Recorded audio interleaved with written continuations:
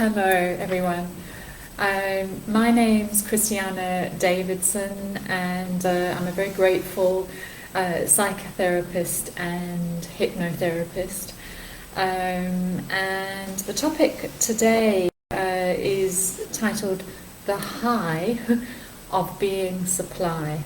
And I do like my rhyming titles and phrases, as you may have guessed if you've seen any of my other videos. And on that note, if you're new to this channel, it's a very fledgling channel. Please do subscribe and leave any comments as well. It's always greatly appreciated, and thanks for being here. So this title, The High of Being Supply. Now, often we hear about narcissistic relationships and how a key feature of them is that early part of the relationship where there is love bombing taking place, and the narcissistic personality will shower their target with oodles of love, over the top affection, constant messaging and emojis of love, and it'll be like being caught up in a whirlwind of love. And it feels incredible. Now, there's another aspect of this, though, that we don't always look at so much, and that is the fact that it's not just the fact that they are loving you that is what creates such a strong draw to them. It's the fact that they are getting high off of you. So this is what we hear, the shared fantasy that many speak about. What happens is, because they love bomb us, we in return are drawn into this dance, believing that they cannot get enough of us, that we are their drug. And that in itself becomes the drug for us. So what do I mean when I say this? When I say the high of being supply, what gets created within us, and this is usually way back in childhood with a narcissistic parent, we learn that being loved, or to feel loved, is to be supply. We equate those two things. So we get high off somebody else wanting us as their supply.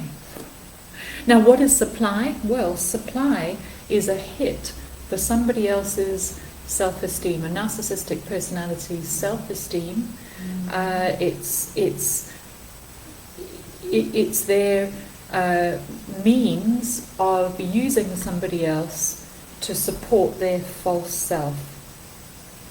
So we equate love, being loved, being wanted, being valued, with being supply for a narcissistic personality. And it's intoxicating. It is addictive to the highest level. And it, in many ways, explains why many targets or victims go on to have repeated relationships with these types of people who are looking for willing supply. And when you come from a narcissistic family system, you learn to become willing supply. You get caught up from a young age in the trauma bond, as you will all have heard of, I'm sure. And the trauma bond is just that. It's a bond, it's an attachment. It's an attachment to a parent which is characterized by trauma. The bond between the parent and the child is trauma, not love, trauma. So we equate love and attachment with trauma. And so in adulthood then, we go on to find replacement parent figures that are going to attach to us with trauma. And what is trauma in a relationship? Well, on the one hand, it's being loved, but then on the next hand, it's being rejected. It's the on-offness. It's the 1 minute I'm acceptable, the 1 minute I'm not. And in the context of the topic today, the high of being supply, you know, at the start of the relationship, you are somebody else's drug. And that is just, I mean, that is all-encompassing. It boosts your esteem too, you know. You get to see yourself as somebody extremely desirable, which often for victims is not something they usually feel about themselves. So it's equally traumatic then when the discard or devalue stage begins, because you realise that you're no longer a drug to the narcissistic personality. You're no longer a high to them. And what happens thereafter is they get their high from devaluing you and playing with you like a cat with a mouse, and seeing you crawling back each time, keeping coming back, looking for that early bond that you had. And of course they never give it to you, only in breadcrumbs here and there, just to keep you coming back.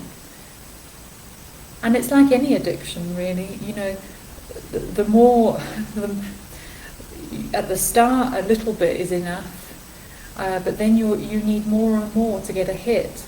But with a narcissistic personality, what they do is they give you less and less, so your craving, your withdrawal increases and increases over time. As they withdraw their affection, you're left in withdrawal. So what we really need to look at when we're healing from narcissistic abuse is the desire to be supply. We need to really look at that and acknowledge that many of the relationships that we will have had till now were characterized by the high that we got from being supply. And it takes a lot of courage to put that down, to say no more addiction, no more being supply.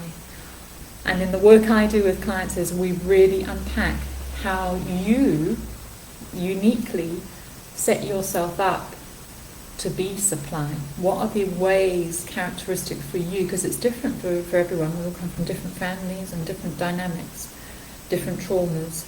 And it's really key to be aware of that so that you can put down the old you and you can take up the new you, the authentic you, truly. I hope that made sense. If you have any comments, I would love for you to share your experience about being supply and the high of it. I'm going to be doing the next video now on the courage required in this healing work from narcissistic abuse. The courage to put down your old you, to die to your old you, and to step into the true you, because that's what it takes. It takes courage, as any addiction and coming out of it does. Okay, thank you everybody. Take care, subscribe, have a great day, and I shall see you tomorrow. Take care. Bye now.